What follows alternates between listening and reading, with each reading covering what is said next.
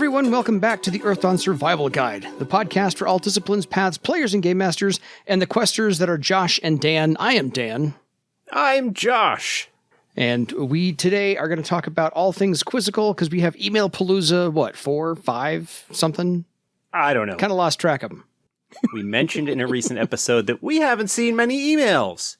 And so everybody went, oh. We asked for them. Here you go. We got them. And we got them. That's amazing. Episode 80 last week. We didn't actually call that out. No, but we made it to 80. Episode 80.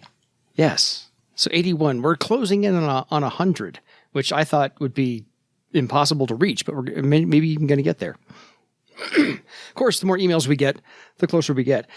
So on today's Email Palooza, let's just jump right in because we have some long emails. So you're going to hear my sad imitation of a voice for a little bit, but we're going to get to them pretty quickly. So, hey guys, per your request, I would like to hear some dragon biographies. On a similar but unrelated note, I would love to hear episodes on horrors and named horror biographies as well. I didn't quite have that slated, but I think we can get there. That was from Scott. Loves the show. That's not a bad idea. I like that idea. Yeah, I do. I mean, it's more content, which is great. Yeah, I'm all for that. I think it would probably be a situation where we might do just like 2 or 3 major horrors in an episode, because I don't think we could fill like an hour on just one. Nah, we'll just tack on a horror every once in a while. Here's how to work this horror in. Here's what they're about, so forth and so on. Don't try to kill them because you'll lose. Things like that. Just things like that. Okay, this one's from Graham. Longtime listener, and I previously wrote in about my tricky windling party. Quick update. They are still going strong around circle 5 to 6 now and currently suffering in par length. Just wanted to say thank you for the podcast, the inspiration and depth, as it really helps keep the game alive in my mind, which hopefully translates into the game I run. As to the purpose of the email, 100% yes to more information and episodes on dragons, and detail on the great dragons, please. Thank you, Graham. Okay. We're getting there. They're slated. They're coming. Next episode, at least one. And that's what we got. So, otherwise, on to the longer emails. And finally, maybe some questions for Josh. This one's from Lemon Crafton Jr., your friend and mine, who has sent us some lovely art. And the windling he sent in this one is badass. Sorry we can't show you all. I liked it. So I'll drop it in the feed. Yeah, it was awesome. I'll link it to the announcement, the Twitter post for this episode going live. Lemon needs all the credit he can possibly get for the art that he's thrown our way. Hello, Josh and Dan. I am caught up on the podcast. It is both a good and bad thing. Good because I'm not episodes behind with my remarks. Bad because instead of listening every day, it's now once per week. Well, that does happen. I even got my GM to listen, and I think he might have emailed you already. I wanted to say that I'm really happy with how paths work as an addition to a discipline and not as an entire discipline themselves. I've liked be a specialist character to help the party, but always feel drawn to martial disciplines. As a weaponsmith, I want to both contribute to the party, but also want to fight better, and it was always agony in deciding to stay a weaponsmith or try to move to warrior or swordmaster after gaining forge armor. After listening to your Brothers of Stone and Woodsman episodes, I looked into Windmaster, slated to come up soon, and it practically had all the martial aspects I wanted without having to switch to another discipline. Yay! Interestingly enough, the concept behind them, be a serious windling that protects other windlings in the background so they can play free, is a path that my character was going along with before I knew it existed. The group explored a ruined care in which the windling population was singled out and killed separately from the others, and my being weaponsmith was tugging at me to be more planning than spur of the moment, and a death incident where leaping to action cost me my life and bound me to a cursed thread item, which kept me alive in order to do bad things. Anyway, I just wanted to say that I'm enjoying the paths a lot and can't wait until you get to Windmasters. Very soon, Lemon. Very soon. 2 weeks? Yeah, something like that. Well, maybe 3 or 4 for production values, but we'll talk about them in a couple weeks. A couple of weeks after this. Yeah. After this one. Maybe by September. It is the next one being discussed in our Paths series. Yes. P.S. I found a magic forge and the dwarven ghostsmith bound to it. We worked together to make magic plate armor, which is lightweight, furthering my mentality of being a protector. Well done, sir. Gotta say well done. Cool. Okay, now on to some questions for Josh, because I think the rest of these are more Josh talking than me, which is a good thing. Okay. This one's from Lee. Lee's a frequent emailer to us. So, hi Lee, how you doing? Hope you're all well.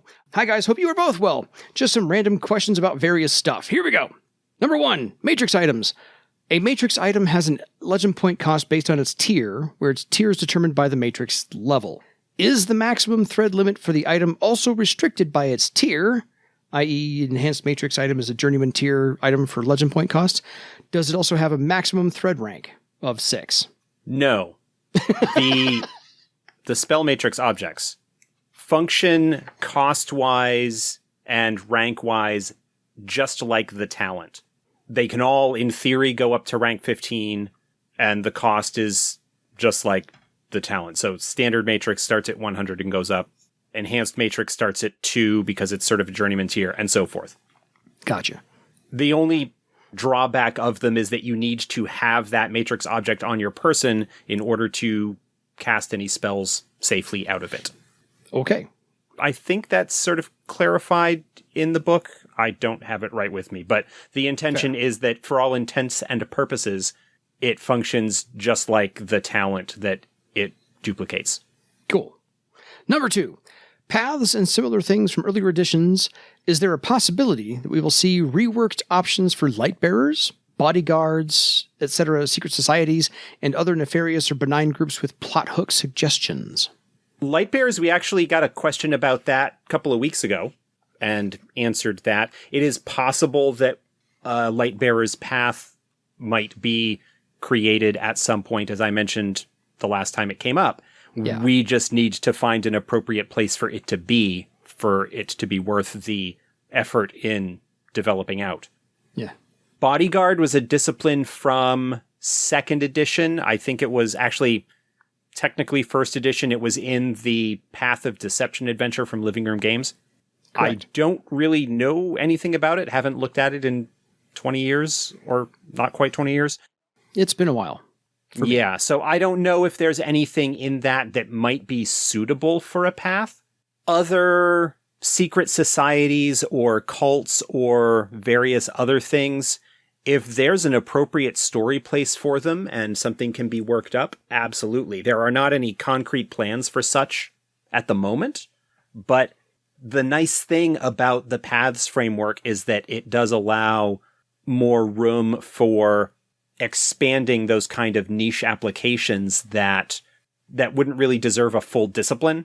It's absolutely possible, but I don't know.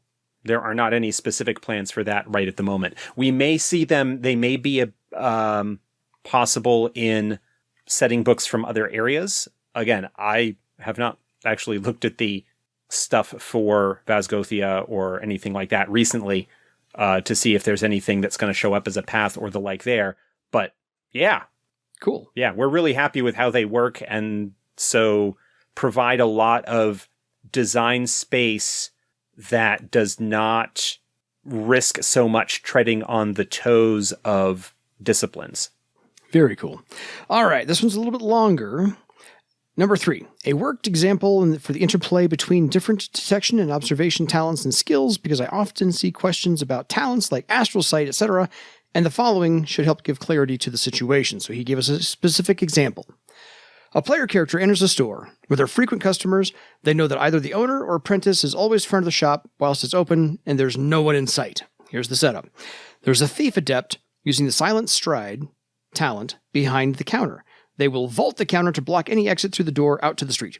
Behind the closed door leading to the stairs down to the workshop area, a non-adept is waiting for the signal from the thief to enter the main shop area. Behind an adjacent closed door leading to the storeroom and stairs up to the living quarters is a warrior adept using the silent stride skill. Upstairs is the store owner being threatened into silence by another non-adept.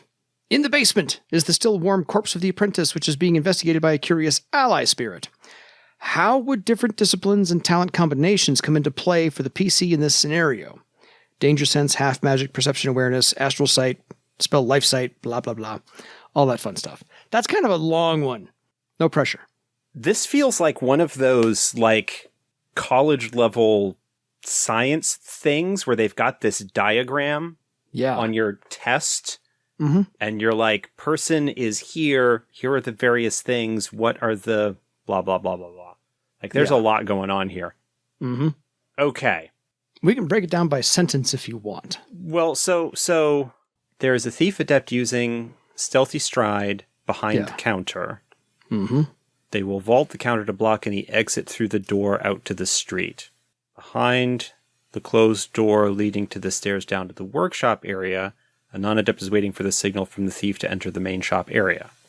Behind an adjacent closed door leading to the storeroom and stairs up to the living quarters is a warrior adept using the Stealthy Stride skill. Upstairs is store owner being threatened into silence by another non-adept. In the basement is the still warm corpse of the apprentice, which is being investigated by a curious ally spirit. Okay, I guess my first question, and this is the one thing that is not actually posited in this example, where is the character that is doing the sensing? Mm-hmm. Are they outside? Okay, well, so it seems right. So the player character enters the store, and there's they enter the store. Thief adept is behind the counter. I assume hiding behind the counter. Hence the use of Stealthy Stride. Yep. They would vault the counter to block any exit through the door out to the street. Okay. So they would, just in case. And they know that either the owner or apprentice is always in that front area while the shop is open. So they come in and there's no one in sight. Okay. Danger sense is actually kind of the last thing that would come into play. He lists it first, but that's actually kind of the last thing that comes into play. Because danger sense is really like a second chance to avoid ambush. Mm-hmm. All of the other ways that he could notice what's going on failed. Yeah. And combat ensued. He could, if the adept had danger sense, they could use danger sense to potentially be able to act normally in that sort of surprise round. Mm-hmm.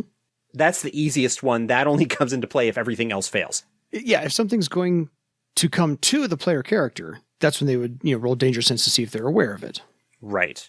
The only way that I could really think of half magic potentially applying would be nethermantic half magic to possibly detect the ally spirit that's down in the basement.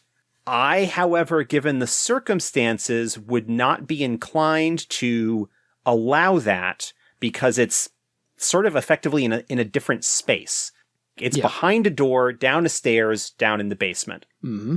In theory, maybe it could, but given the exact circumstances right now, like that is a lower on the priority of what does the character need to know about what's going on. Agreed. Generally speaking, half magic, there's not really anything else that I can think of where half magic would come into play given the scenario. Perception/awareness, that would be the initial thing. If the adept comes into the room and is like, I don't see weaponsmith or apprentice here. Yeah. What's going on? They roll perception/awareness. Yeah. That would be contested by, or potentially to beat the stealthy stride results of the thief adept behind the counter. Mm-hmm. And potentially the warrior upstairs using the stealthy stride skill. And really it could potentially apply to the closed door where the person is waiting to come into the main shop area. Yeah. Those are the three characters that you would potentially be detecting there. If the awareness result, and I'm just going to say awareness instead of perception/awareness. Yes. If the awareness result beats the stealthy stride result of the warrior or the thief, or even though they don't have the talent or skill, you could use the base dex step. I don't know that it's technically defaultable. You could use the dex step of the person hiding behind the door at the top of the stairs as well as a target number to see if you detected them. I would probably, if they were trying to be quiet and they're behind a door, I probably wouldn't just use the base dex. I might require an additional success or bump the difficulty up a little bit or something like that. I would too. So that initial awareness test, if they come in, it's like, I don't see them, I stop, can I tell what's going on based on the results of that test compared to those results? And I don't know necessarily that I would even roll stealthy stride. I would just use the total step number as the base difficulty just to reduce the amount of die rolling. But that's a call that I would probably make in the moment at the table based on how things were going. Yeah.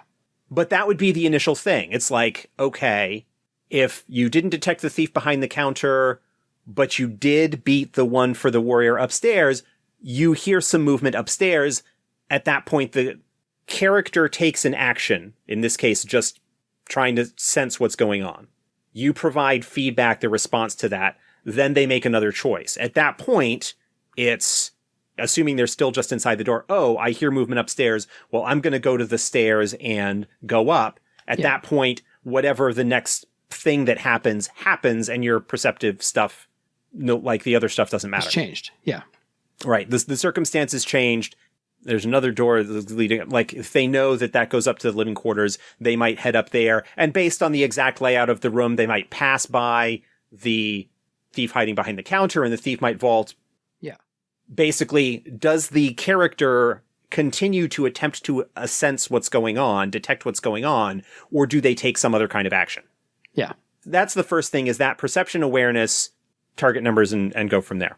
Mm-hmm. Now, the one thing he didn't mention was like heat sight, because I'm assuming this is like broad daylight. They're open, low light vision. Yeah.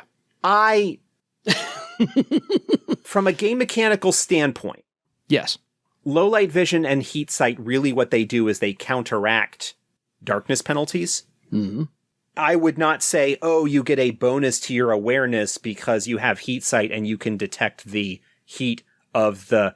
It's possible that you could use that as I wouldn't adjust their awareness. Yeah. You could, if you want, use that as a narrative explanation for how their awareness test was successful. Mm-hmm. That's separate from what's going on. He did not say, oh, it's dark in here. We haven't talked about darkness penalties. We haven't done any of that. No. Trying to keep this simple. Because he said if there's anything relevant, otherwise feel free to add it. So I figured just in case. Yeah. Heat sight is a catch-all, because somebody's hiding behind the counter and hiding behind the door and hiding upstairs. And then the spirit's downstairs. None of that would trip your heat sight because they're all blocked by something. Right. Moving on, Astral Sight... I don't know. Astral Sight, you could kind of go a couple of different ways. Basically, the question becomes, at its most basic, Astral Sight doesn't let you see through stuff. I agree. Assuming that the thief and the warrior upstairs and the person hiding behind the door, assuming that they are all sort of out of sight. And I know I've talked in the past about Astral Sight isn't actually just sight. It just translates the magical whatever into a way that you can understand. Yeah. But generally speaking, you can't use astral sensing to sense through other things. I could potentially, I don't know, just straight Astral Sight probably wouldn't do anything on its own there. I agree. Astral Sight with the Astral Sense spell, assuming that they had it up ahead of time and were going on and using it, I would probably allow that to maybe detect basically sort of use it as a substitute for an awareness test to potentially see the thief, because the thief isn't really in an enclosed area. They're just kind of down behind the counter. Yeah. Astral Sense is supposed to improve the use of the Astral Sight ability. Mm-hmm. Behind a door in a separate hallway, upstairs or to the downstairs, there's no way for lack of a better term, waves or energy of the Astral Sight talent to get to those places to detect them. Yeah. Keep in mind as well that Stealthy Stride as a sort of sneaky talent is sort of intended to make it difficult to sense. So you would still, at least the way I play it, that you would still need to overcome the target number to detect them with Astral Sight. Yes. So I play it too. Astral Sight is not I easily get around stealth, because that really doesn't make sense that you would have a magical stealth talent that would not be designed to help thwart magical sensing.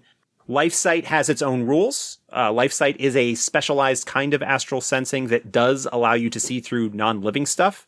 So with that, you would potentially be able to see depending on the construction of the place, be able to see through, you'd be able to see the thief potentially behind the counter, the person in the stairwell, the individuals upstairs, the spirit downstairs, dead body, whether it's recently dead or not, technically probably shouldn't be detectable by Life Sight. In that situation, really, the most comprehensive sense of what's going on is going to come from Life Sight. Mm-hmm. General awareness is sort of number 2.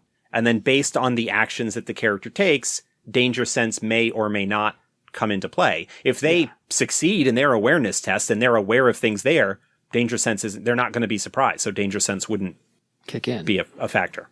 Yeah. But how prepped is that? If they are a magician walking into the shop, how prepped are they to have Life Sight already woven, ready for the Matrix, and need to?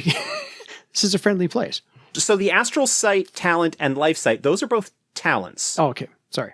So those can be done at a moment's notice. Yes. The Astral Sense spell. That's what I was referring to. Sorry. There's a lot thrown in this email question, so I'm. Yeah. No, and that's fine. That's great. We like specifics. It's fantastic. I just got to check. Astral Sense has 2 threads. Yep. It's going to require you to weave at least 1 round, even if you have it in an enhanced matrix. Mm-hmm. It's going to require at least 1 round of weaving before you can cast the spell and potentially get the effect off. Yeah. Depending on what your Game Master characters are doing in that situation, you may start weaving and they go, oh, poo, some kind of spell casting is going on, and take action in response to that. Yeah. But the Astral Sight and Life Sight are both talents, and so could be twigged off right out of the gate. Mm-hmm. And obviously, whether you'd be able to do those or not would depend largely on whether you actually have those abilities or not. Yeah, Life Sight is a simple action. Astral Sight is a simple action. Mm-hmm. So those, you'd be able to pop those off with no problem. Yeah. Obviously, rank of the appropriate ability matters as well. We didn't get into distances here, but Life Sight is rank times 10 yards. If you only got rank 1, I mean, that's 30 feet, so probably cover most of it, but that's another factor. But that's generally it.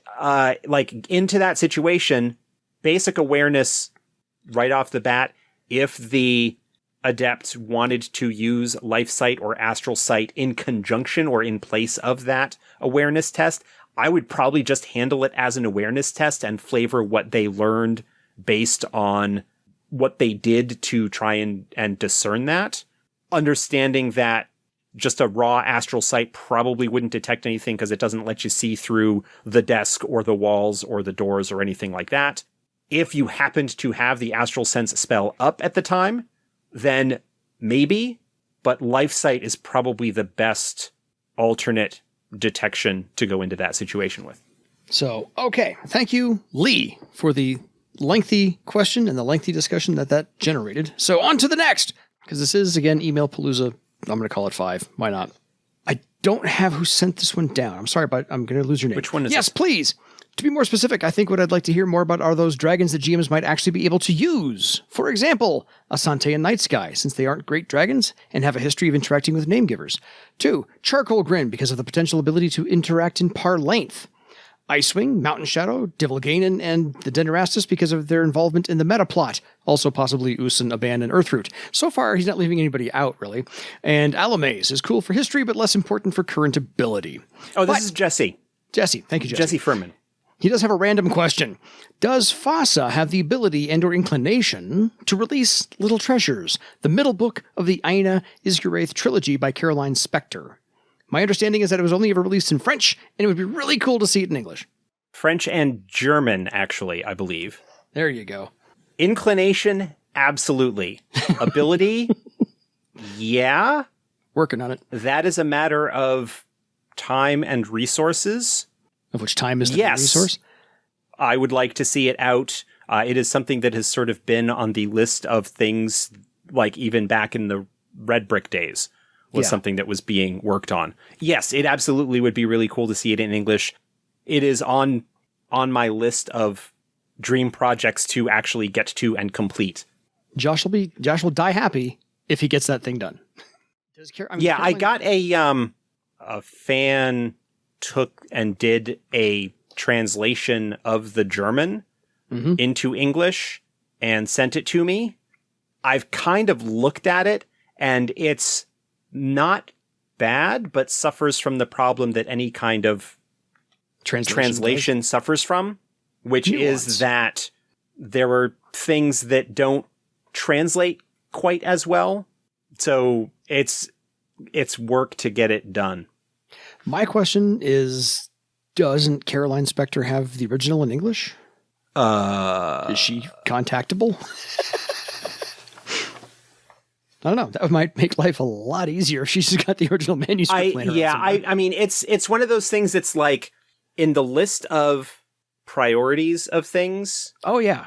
Like there are other things that are higher up, and just that one keeps falling, kind of getting pushed to the back burner. Fair enough. No worries. Simple answer. Inclination, absolutely. Ability, maybe story. If I get cloned. Again, time is the main matter. Okay, so on to this long email from Insaniac99. And this is the Insaniac. So, good morning, Dan and Josh. Thank you again for hosting such a great podcast. I do not have any questions, but I do have 2 comments after listening to episode 79 that will hopefully provide feedback and good discussion respectively. The first is that you commented on not getting any emails about covering the Great Dragons. For my part, at least, I did not comment because while I do love hearing about the Great Dragons, I'm also very much enjoying everything you are covering, and it was mentioned that you would cover the Great Dragons eventually. This combined with knowing you alternate subjects, for example, the past few episodes alternated between paths and general dragon information. As I didn't know what was planned instead of covering the Great Dragons, the proposition as presented made me believe the choice would be between alternating Great Dragon episodes and paths on an unknown subject, or the unknown subject and Great Dragons. Without knowing what the other alternate topic choice was, I found myself stuck in indecision and decided to let everyone else who had more firm opinions comment instead. Second and finally, as I believe many new GMs will be listening to this podcast and adventure and campaign design was asked about, I think this is a perfect time to give some of the advice I give to every game master who is starting out and asks advice about planning adventures and campaigns. In retrospect, I realize this is a little long, so please cut this letter here and use it for an if when you do an email palooza about GMing. Shall we stop it here or just... We'll pause there because I want to go back and talk about the first bit there. Completely understandable. Yes. Well, if you aren't talking about dragons, what are you going to be talking about? Yes. Part of the idea was that, and we may not have been explicit about this, if there is something that you would like us to talk about other than great dragons, instead, let us know what that is. Yeah. But it's okay. Because we're just slated to, yeah.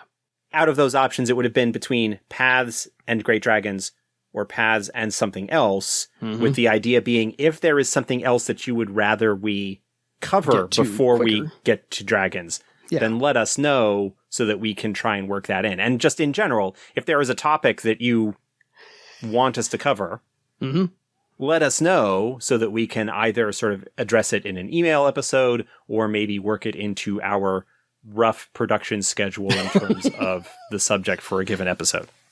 Fair. So there's that. Okay. On to the rest. I think the ability to improvise on the fly is one of the most important things a game master can learn how to do, but there are a few rules I have to help create a toolbox that may work. Make that work. Rule 1, don't plan stories, plan scenes. A story requires specific action from the players. If your plot hinges upon the players saving someone, or them not saving someone, or any specific action, there is a high chance that they will do something else, just to spite you. So don't plan big stories. Instead, plan scenes. For example, don't plan that the heroes will chase the villain who leads them on a grand adventure with all these specific details and it finally culminates into a climax atop a mountain. It's hard for me to even write a plot at this point. Instead, the heroes will see the villains escape. You have some cool scenes prepared like a monster attack or the battle at the end. You have those scenes ready and you have an idea of how they might get used, but they might not get used in the way you think. Yeah, that's all good. Definitely don't plan stories. That's a great piece of general GMing advice. Yeah. For Earthdawn or for any other game. That way, railroading lies.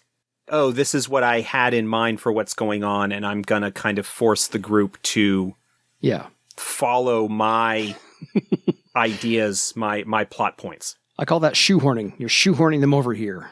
I've alternately heard instead of planning scenes, of planning situations, that you know who the Game Master characters, the NPCs in the situation are, what their goals are, and what they will do to advance those goals absent interference from the player characters.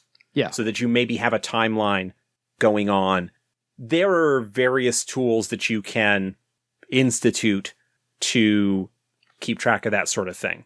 Whether you have a specific calendar, if nothing happens by X campaign date, you can take a page. There is a really cool little mechanic that I haven't used a whole lot because I haven't had the opportunity to do so. Mm-hmm. It's called clocks. In a certain situation, when characters take actions or when a certain thing happens, there's an escalation.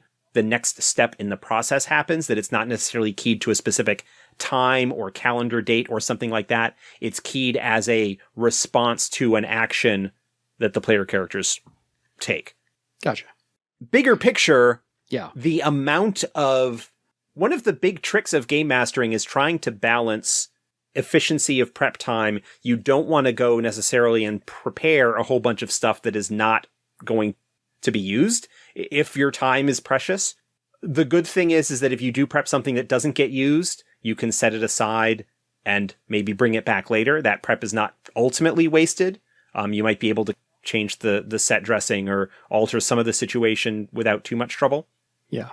But also, different people have different tolerances of railroading. There's the old quantum ogre problem, as it's sometimes called, where if the player characters come upon a fork in the road and you had planned that they were going to fight an ogre, that whichever path they take, they will encounter that ogre. Some people really don't like that because it gives the false illusion of choice. That is a whole thing that I'm not going to get into more deeply here. Basically, I feel as long as you are not actively contradicting information that might have come before.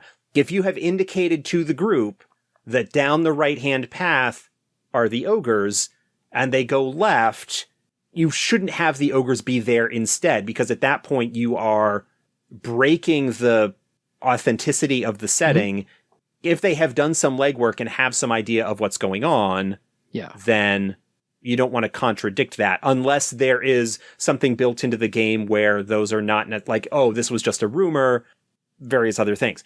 The type of game you're running, whether you're running a much more sandboxy open world, like the players just kind of wander around and encounter things and the story kind of develops from there, or whether you're running a little bit more of a narrative focused game, like say the sort of thing that you have in the Legends of Barsave Adventures, where it is a little bit more structured in terms of what's going on.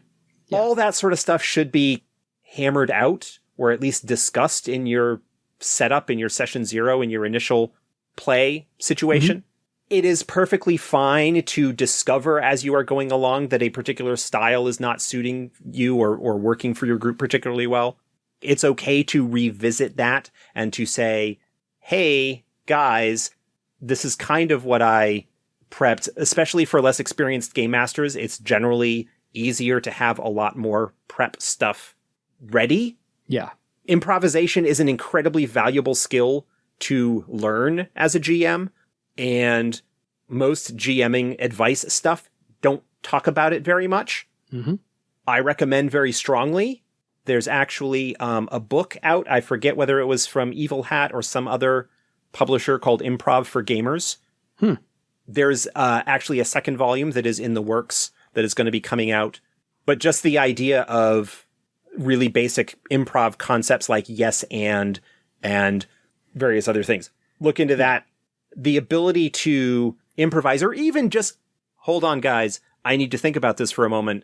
Take 5 minutes, figure out what's going on, especially if they're throwing you a curveball or something unexpected. I need a couple of minutes to figure this out. Let's take a quick break. I'll come up with something and go from there. It can really help if you have a situation defined. You've got your NPCs defined and you know what their motivations and their goals and what they might do are, so that when those plans get interfered with by player characters, you at least have a sense of what the response to that might be. Yes. My game master always says that my party and I always kind of take whatever he throws at us and go off in the other opposite freaking direction. He's like, I planned for this, and this, and you guys did none of it. So that happens. Rule 2. The other thing is, another sort of semi-dirty GM trick. If you've got a group that you've been playing with for a while, you start to know what they are likely to do. Correct.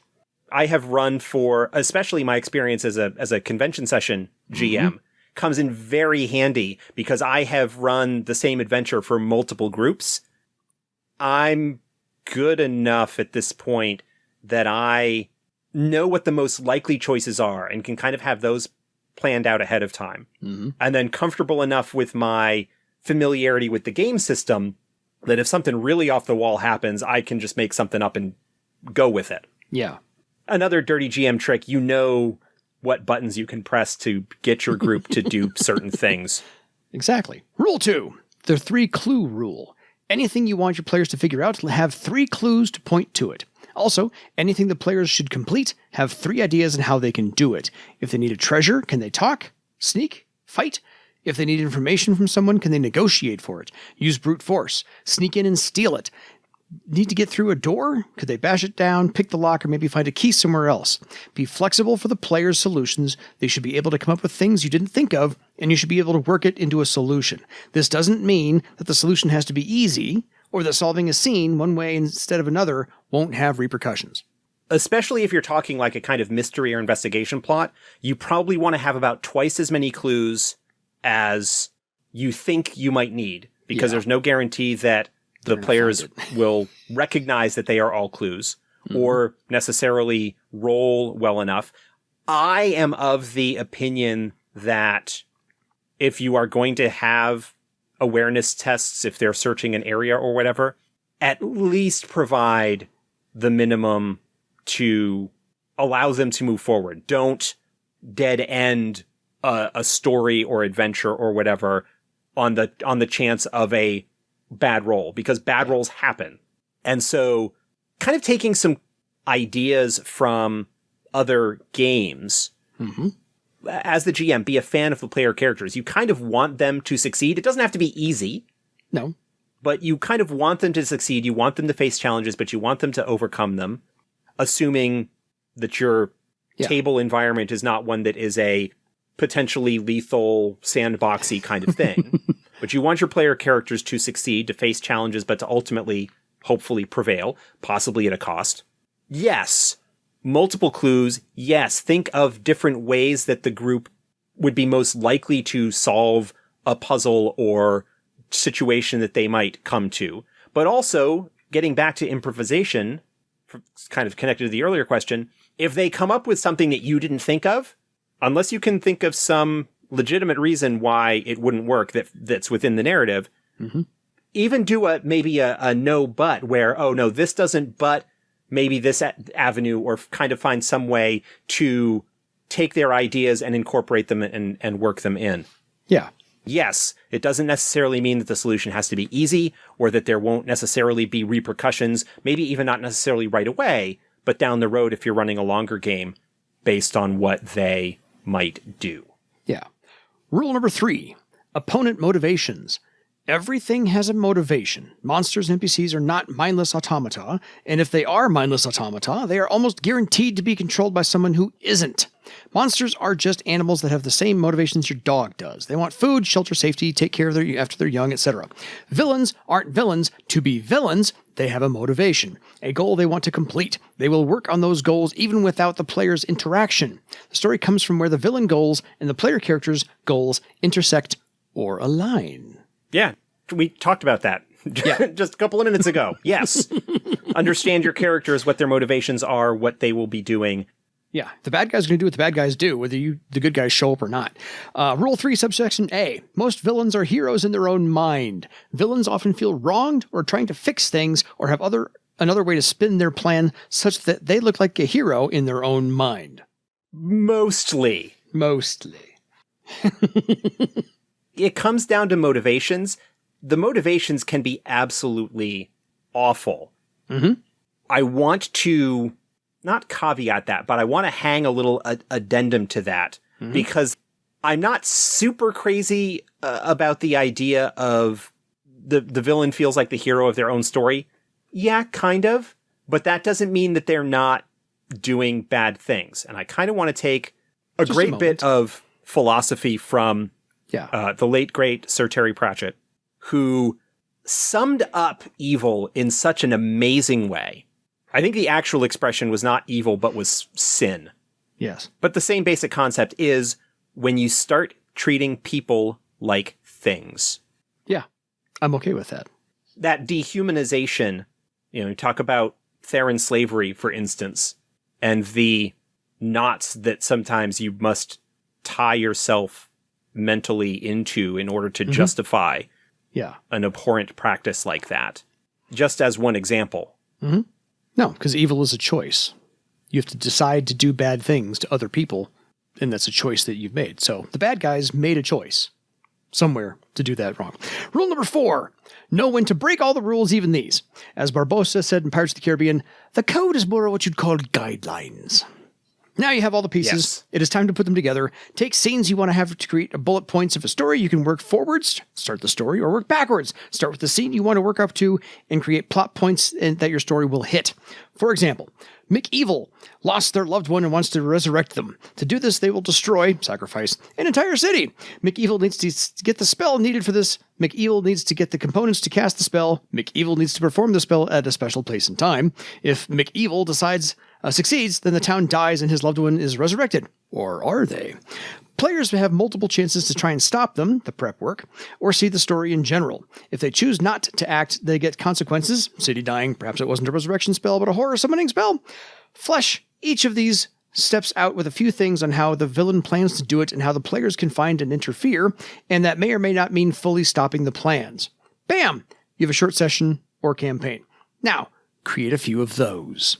Now interweave them. Instead of playing McEvil all the way through nonstop, take a break and start on the evil are us plot points you have. Don't keep too many active, but don't necessarily have only one going either. When you do that, while the design of each part is simple because you have so much hinges on what the players choose to do and how they choose to do it, it ends up being a much more involved story than you and the players will hopefully remember for a long time. I hope that is helpful, sparks further discussion. Thank you again. Great podcast. Insaniac 99. Yeah. That is all good advice. stuff. Yeah. Love it. Okay. A few more emails because we're running short on time. Actually, we have 2 more emails exactly. So let's see if we can squeeze these in and get this thing under 75 minutes. Hello, Josh and Dan. I have a question about drakes and their name giver form. The book says that when a drake is in its name giver form, it, quote, loses all dragon-like physical abilities, though its magical powers remain, end quote. Shapeshifting then goes on to talk about how they often advance in one or more disciplines, etc. My question is this.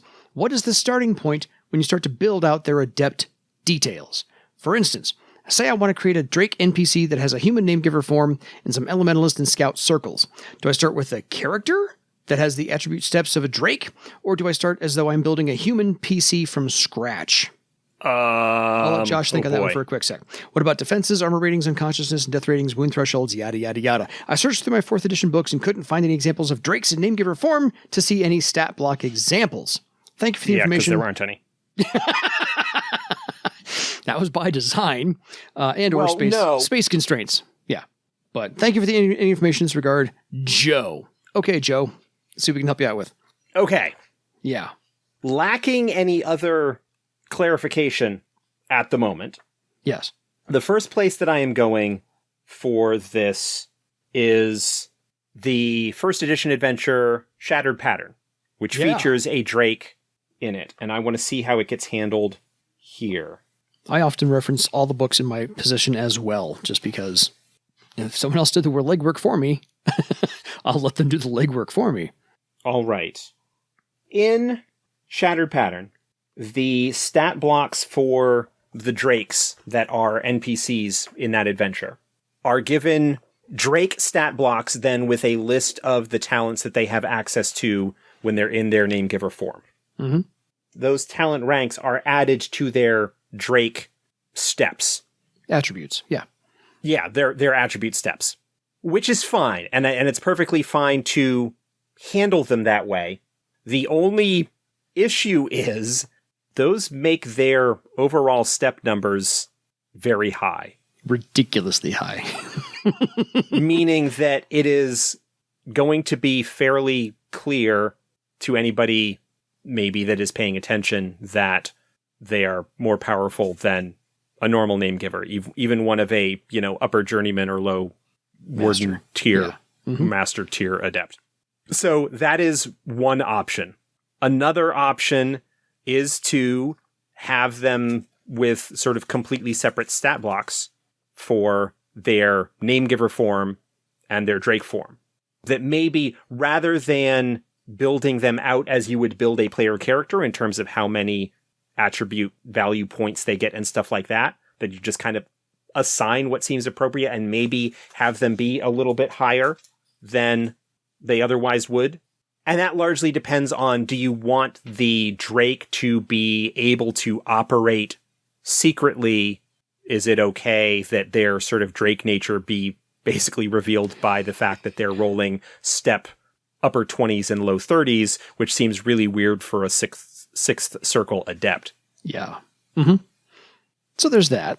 That's the consideration. I can make arguments both ways. There is another related example that I could get into, but I won't because it's kind of spoilery for the Legends of Barsave series. Fair. Okay. Thank you, Joe, for the question on Drake NPCs. Good luck with that. Let us know how it works, because we were interested, of course, to see how what you did and exactly how that was pulled off. Last one from Aaron, also long, but got some questions for Josh.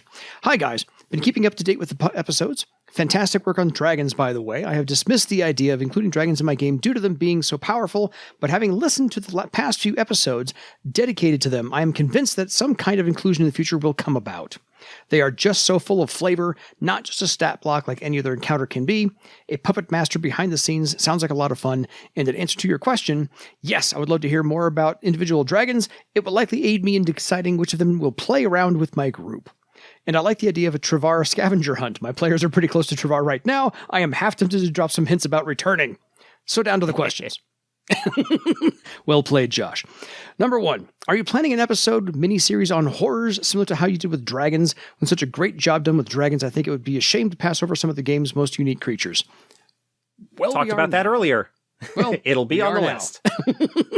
Number 2, the same for Thera and their current political standing in Barsave. Just how big an influence do they still hold in Barsave, and where are you most likely to encounter this? That is a good thing to put on the list to talk about maybe in a future episode down the line. It is actually on the list as we get closer to the publication of a new book on Thera or something along those. That goes off the Barsave map, yes. So I put a pin in that one. We're going to get there. 3, more of a mechanics question. I am a huge fan of the declaration stage of combat. This is, for me, the only way that combat truly works in Earthdawn. However, I am continually encountering people that do not use it, and I cannot understand how. Even my own players do not like the length of time combat can take and to ask if it is really needed. My answer, of course, is hell yes. While I was trying to figure out a way of removing it from the combat to please my players, and I realized that there is no obvious declaration stage in Legends of Earthdawn either. Is this simply a case of clever editing, or do you not use it? And if not, how do you resolve the effects of certain talents and combat options like aggressive attack or acrobatic defense that clearly have round, long benefits or penalties? So we generally, broadly speaking, don't really use it a lot. We very, very rarely use... Well, I'm not going to say that. Ideally, we should be declaring our combat options like aggressive attack or defensive stance at the beginning of the round before we have initiative rolled. Ideally, that's what you should be doing. I think just for the compacting of the episodes, though, that might need to be... I know it doesn't get edited out because we don't go over it like every round. Yeah. I don't pay much attention to it because I'm playing a spellcaster and I don't use aggressive attack or defensive stance that much. Mm-hmm. I'm sure that Gareth, our Windmaster, has used aggressive attack in the past. I know he has, but I don't think... I know he has, and he tends to... I recognize the value of declarations and saying what's going on. I don't know. There's a lot of stuff going on there. Yeah. I kind of recognize the need to go through what people are doing. I don't like to nail it down too much. I know that some people like... If you're playing with a map, if you've got figures out and you're kind of doing a battle map kind of situation, it's kind of a little bit easier. But I don't generally like penalizing people who have lower initiatives and will generally be acting late in the round by them declaring something and then the situation changes to the point where they change what they want to do. Yeah. But at the same time, their initiative is slower. They're acting slower than other people. There should be kind of a cost to that. Yeah. At my own games, I tend to run general declarations like, are you going to be attacking? Are you going to be weaving a thread? Are you going to be casting a spell? What combat options are you going to use? I think it's also better if you declare before initiative is rolled, because the point he makes in the next sentence or two defines that. Because if you ask for the declaration before initiative, that way you don't know who's acting first, because you're not trying to coordinate that on purpose. So his point is in the next paragraph. It seems neglectful to say, oh, well, how much does it really matter? If I am attacking and I know I'm going last, I'm going to choose the aggressive attack option every time to make sure I maximize my output. And as I am the last to attack, there is no risk involved with doing so due to the reduction in my defense. Right. So what he's saying is that if you are acting late and you don't declare beforehand at the beginning of the round that you're going to be doing aggressive attack, I don't suffer because my defense isn't reduced until my turn in the round and I'm going last, so I might as well take that point of strain. Yeah, and maximize your... My point is that if you're going to be doing an attack, like a combat option that's going to be affecting things, that should be declared at the beginning of the round. I agree with you. Yeah. If you're going to go aggressive, you should say so at the beginning, because that's going to affect your defense ratings for the round. Yes, acrobatic defense doesn't take effect until your action anyway. That's not one that I feel that you need to declare ahead of time. My general feeling is basic intention, attack, weaving a thread, casting a spell, going over to try and knock the gem off of the pedestal, whatever kind of general action that you might be doing, and any combat options, aggressive attack, defensive stance, that might affect how things go. I agree, because for the rest of the combat round. Summary, page 371 of the player's handbook, is 1, declare your intentions. 2, determine your initiative. So it should be done in that order. If you read the summary part of the declare intentions, it does say general intentions and any combat options. Agreed. I understand, especially as you start getting into higher circles, and there are so many talents and options and so forth that can be available in multiple roles that a character might be making on their turn, that you want to try and get through stuff as quickly as possible in order to like keep things moving and not have people get bored. No, my game master wanted to start, since the 4th edition just came out about a year for us, he wanted to start this whole new campaign on 4th edition only. So we all had to make new characters, and he wanted to run it rules as written and see if there were any holes in it because it hadn't been playtested, blah, fight us. The main thing he wanted to make sure of is we followed that exactly, which is declare your intentions and do your combat options, because he was watching a video on somebody who was saying, for D&D, get rid of your initiative, run a movie scene instead. Have everyone just do the up close action or the far away action. He was just saying D&D doesn't need initiative. There's nothing dependent upon it. Earthdawn, there's so much dependent upon initiative. Anyway, that was the video he was watching. And I was like, let's just run Earthdawn as it's written and be fine. Yeah. So don't try and modify it. D&D as written, 5th edition, is a cyclic initiative. Yeah. Which is that you roll initiative once at the beginning of the combat, and that determines the order, and barring special abilities from certain opponents, legendary actions, blah, blah, blah. Yeah. The order of actions is fixed, and you just kind of cycle through that round after round after round, which is fine. Yeah. And all of like durations and everything are triggered based on the tick in the initiative count of the person that did it or is affected or whatever. That's fine. The drawback, the problem of trying to roll that over to Earthdawn, which I've heard many people discuss over the years, yes, is that you have talents like Tiger Spring, like Air Dance, like Cobra Strike, to think of just 3 off the top of my head, that modify and or affect initiative in some way. Yeah. If you're going to redo the initiative system, you need to figure out how those are going to work with that new system. And all other talents that do that. Right. Like there are a whole bunch of different... Yeah, there are a whole bunch of different initiative systems out there. Some a lot more strict than others. Some super complex, like even more complex than Earthdawn's. Earthdawn's is actually not that complex in the grand scheme of things. Not really. Take a look at initiative in 2nd edition Exalted. It's a fascinating system because one of the things that combat does in that is that certain attacks actually will affect your opponent's initiative, bumping them up or down, usually. Yeah. Basically, initiative at that point becomes like another resource track that is kind of spent as you do things. Mm-hmm. Intricate. It's really cool, but really weird and can be tough to get your head wrapped around if you're not used to it. Yeah. And then you've got something that's like super relatively freeform, like Monsters of the Week, which is a Powered by the Apocalypse game, which doesn't actually have initiative as it is. Yeah. That the keeper, the game master, if you are in an action scene, in a combat scene, try and manage the flow of combat, giving each character a turn before another character goes again. But the exact order is all kind of determined by the narrative.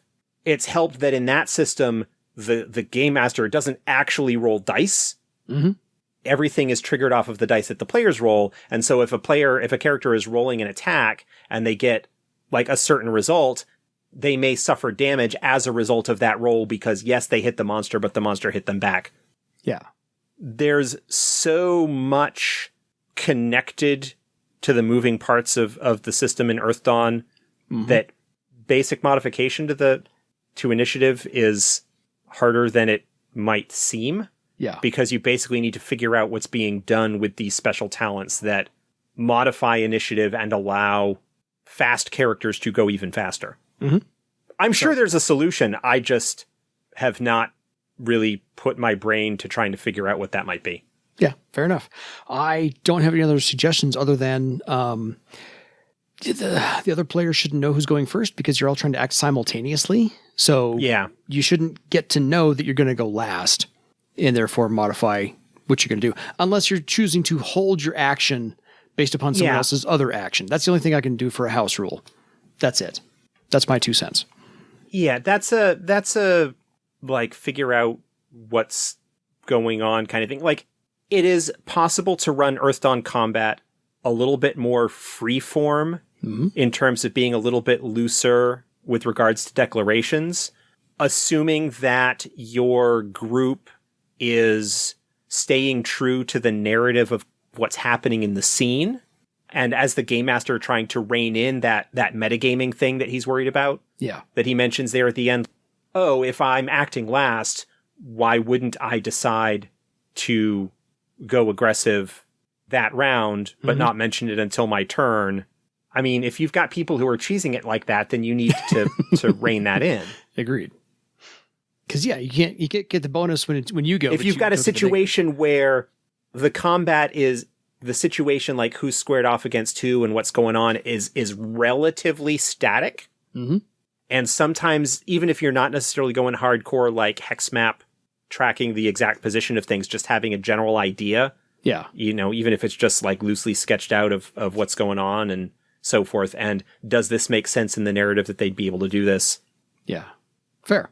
Thank you, Aaron, and everybody else who emailed us for the lovely conversation. We hopefully killed about an hour and change of your time. Hopefully answered some of your questions. If we have given you more questions than you have received in answers, please send them to us at edsgpodcast@gmail.com. We will get to those on the next Email Palooza or whenever we get them from you. And until next time, folks, keep asking questions about your legend. Good night, everybody.